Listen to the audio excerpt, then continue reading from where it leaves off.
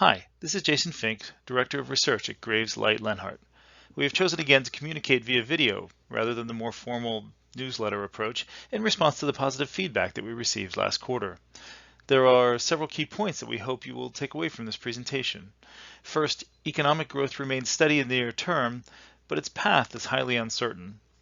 Next, inflation has come down substantially to 4% over the past year in response to actions taken by the Federal Reserve.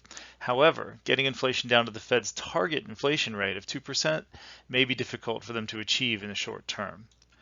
We then discuss the state of the bond market and note that with the recent increase in interest rates, the bond market appears to have a more favorable return profile than it has had in quite some time.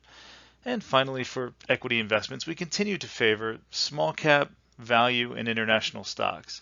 This preference is largely driven by relative valuation levels.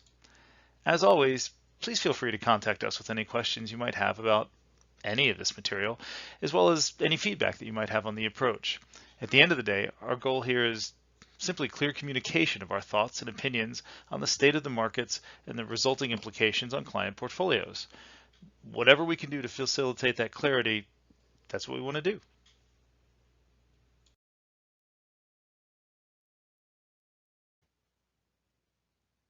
Second quarter GDP growth appears to be solid, despite a great deal of uncertainty surrounding the state of the economy. Context is so important in understanding what is really going on in the economy.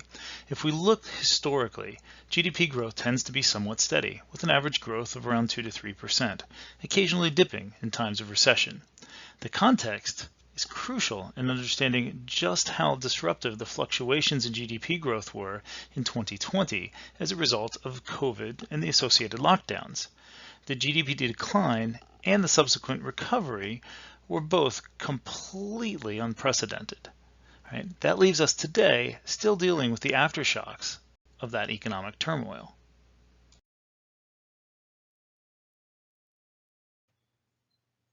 Since 2020, GDP growth has been highly erratic. In 2021, we had extremely strong performance with GDP growth of up to 7%, followed by negative growth for the first half of 2022 that flirted with recession status, and positive GDP growth since.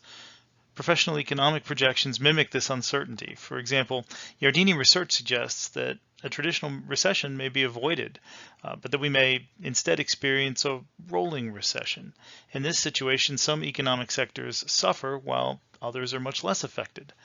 But which sectors are which will rotate through time. This really isn't a bad description of what we've recently experienced. Yardeni further suggests that this may then transition into a rolling recovery that appears quite similar, a slow recovery that manifests itself at times in some sectors but not in others. By contrast, Evercore ISI, another economic consulting group, suggests that recent unprecedented monetary tightening is having the Fed's desired effect and markedly slowing inflation and the economy, and that a recession is quite likely in the next few quarters. These are both highly respected, serious economic forecasters. It's unusual to see them predicting such different outcomes. GDP growth does appear to be at least weakly positive for the second quarter, though. However, the first official estimates won't be in until late July. At the time of this recording, the consensus of economic forecasters for the second quarter GDP is just under 1% annualized growth. Reflective of the degree of challenge of economic forecasting at the moment, the Atlanta Fed GDP now reading is 1.8%, but the St. Louis Fed GDP now reading is a negative 0.32%, and the New York Fed weekly economic indicator is a positive 1.08%.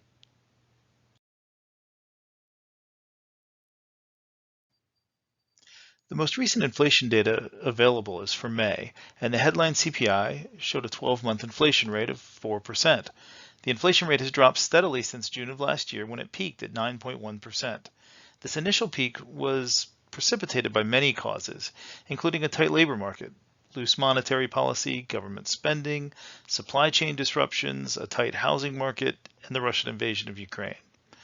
The reduction in the inflation rate has been a result of the reversing of many of those effects. But the underlying driver of much, but not all of this reversal, is the increase in short-term interest rates by the Federal Reserve. In June, the Fed paused the series of incremental rate hikes it began in April of last year. Interest rate hikes helped bring down inflation, which can be seen clearly in this figure. But it does so with variable effectiveness and with a variable lag. The pause is designed to allow the Fed to assess the extent of the effect of the interest rate increases.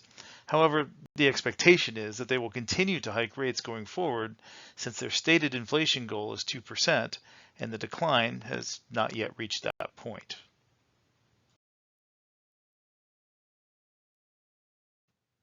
One significant factor in the decline of inflation is the drop in energy prices. Like most commodities, crude oil and other energy commodities have dropped over the last year. Energy prices spiked shortly after the Russian invasion of Ukraine and have fallen significantly since last July as the effects of the war in Ukraine have become better understood. Energy prices are notoriously volatile, and this underscores the difficulty the Federal Reserve will have in moving the inflation rate from its current level of 4% down to 2%. It is unlikely that energy prices will fall by more than 10% in the coming year. They're just as likely to increase by that amount. Thus, it is important for the Fed to continue to remain vigilant in their work to contain inflation rates. The natural concern is that the Fed raising the short-term rate of interest inflicts damage on the economy and so increases the risk of recession. As we have seen, the economy remains fragile, or at least in an uncertain state, in the aftermath of the COVID crisis.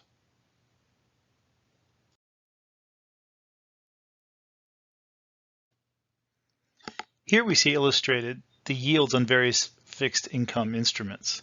The blue diamonds are the current yields, and the gray bars are the range of the yields for the given instrument over the last 10 years. We can see that generally speaking, yield levels across fixed income securities remain pretty compelling. They currently tend to be in the high part of that range. The future path of the Federal Reserve actions at this point is of course uncertain, especially given the uncertainty of future GDP growth. However, the Fed has been hiking interest rates for more than a year now, and so the yields on fixed income instruments are correspondingly elevated relative to their recent history. This suggests that fixed income may have an attractive return potential, and so we currently favor bonds for their diversification, capital preservation, as well as their upside opportunities. Starting yields, particularly for high-quality, short-duration fixed income securities, provide an attractive entry point for portfolios, which include fixed income as part of their target allocation. Lastly, we note that high-yield or junk bond spreads relative to treasuries have tightened to levels which are less than long-term averages. As a reminder, these spreads represent additional compensation for inherent default risk of risky companies compared to safe government bonds. While overall yield levels appear relatively high, these tighter spreads warrant increased caution based on valuations.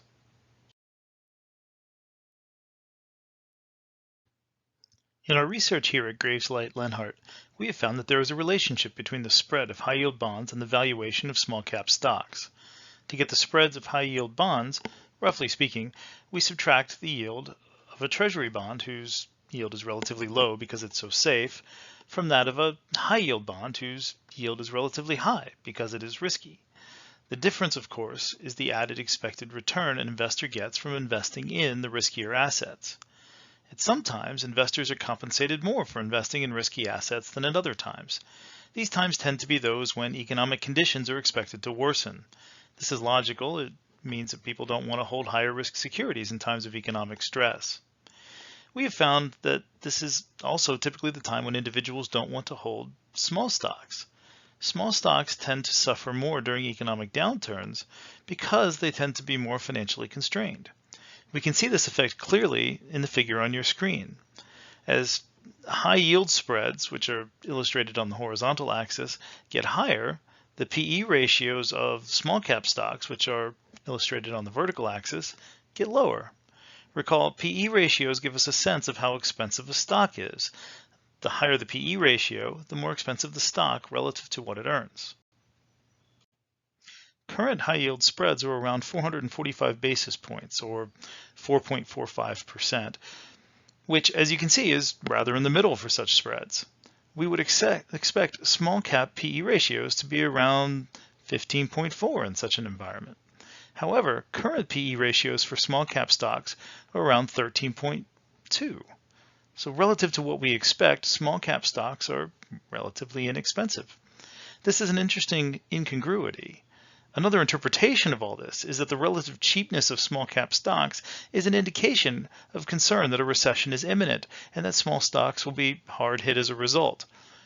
But the relatively benign high yield spreads suggest that recession is not imminent. The market is giving conflicting signals, which is very much in line with the conflicting GDP forecasts that we saw earlier. Our view is that the probability distribution of future economic outcomes is such that the current price of small cap stocks represents an opportunity to acquire them at a relatively low cost and with a favorable distribution of return possibilities.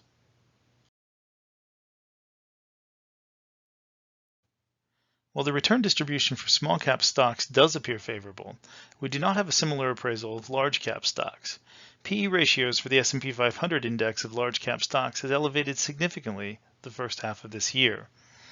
These stocks are much more expensive by the PE standard than their small and mid cap counterparts.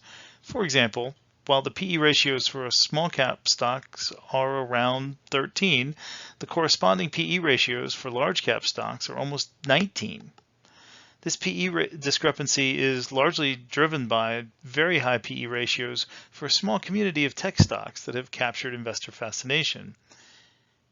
It is for this reason that our equity portfolios are tilted towards less expensive value and international equities. We're able to get greater earnings from these categories of equities for a given price.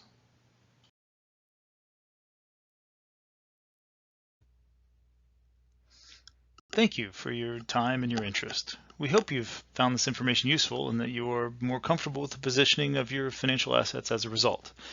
As always, please let us know if you wish to discuss these or any other issues. We're here to help.